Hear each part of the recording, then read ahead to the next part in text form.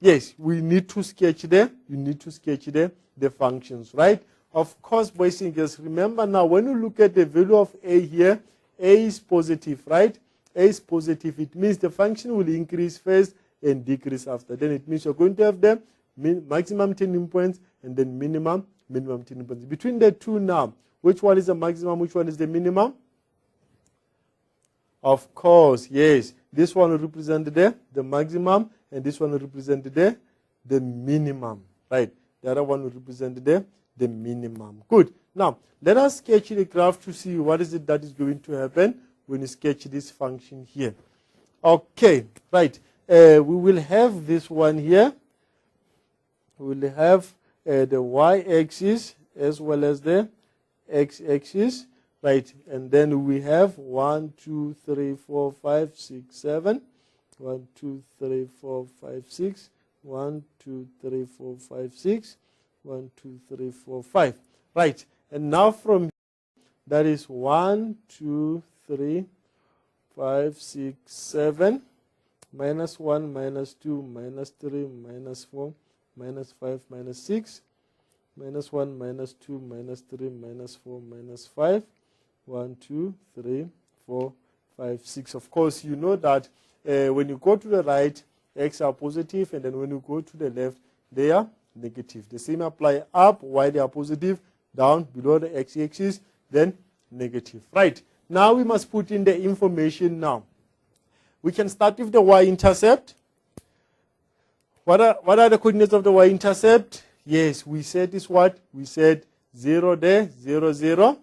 Then you indicate there, here's our y-intercept there. Then it means the graph will go through there, will go through the origin, right? Good. Now, what about the x? Yes, 0, 0 first, that's the origin as well. And then the other one will be, the other one is 2 and 0.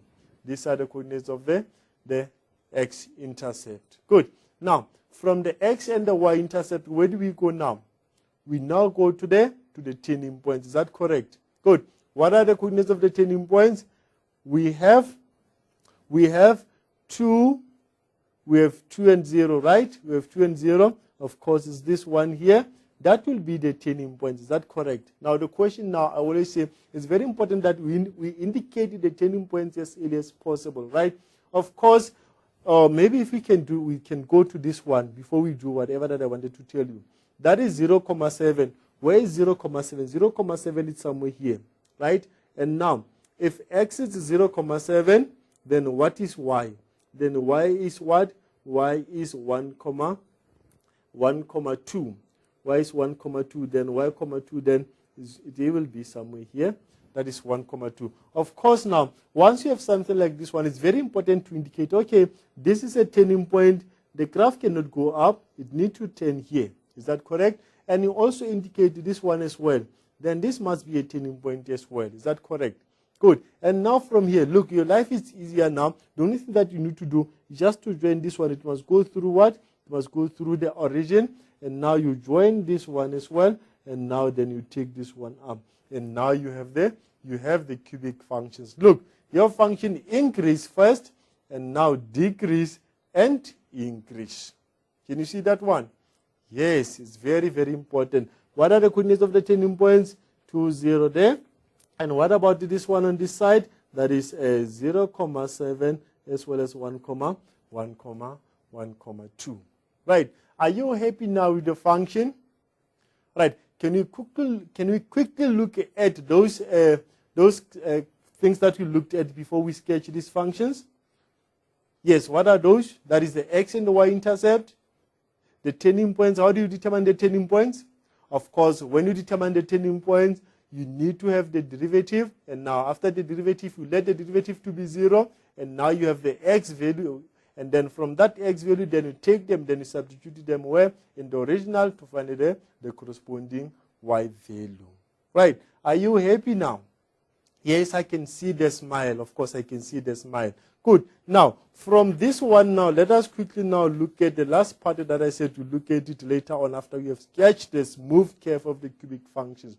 The last part is how do we determine a point of inflection? It's very important. Now, how do we determine a point of inflection, right? Here, when you determine the point of inflection, you need to have f second prime x. You need to have the second derivative. You need to determine the second derivative. It means now you will take your first derivative and then find another derivative. That is equal. That is a second derivative. And you must also remember to let the second derivative to be 0. It's very important. You let the second derivative to be 0, and therefore you solve for x. Right? And also remember now, when you find the derivative, remember here, at the derivative, we had a quadratic function name. We have a quadratic function, right? From this one, you can see you have 3 terms now. One can also decide to use what? X is equals minus b over 2a, right? Why this one? Remember now, this is the x value at the turning point. Also the axis of what? Also the axis of symmetry. Right, this is the second one that you can also use when you determine the x value at the turning point. Right, and also, boys and girls, look, and when you have the x value at the turning point, right, you can also use those values here. You can also take x1 and x2, then you divide the 2.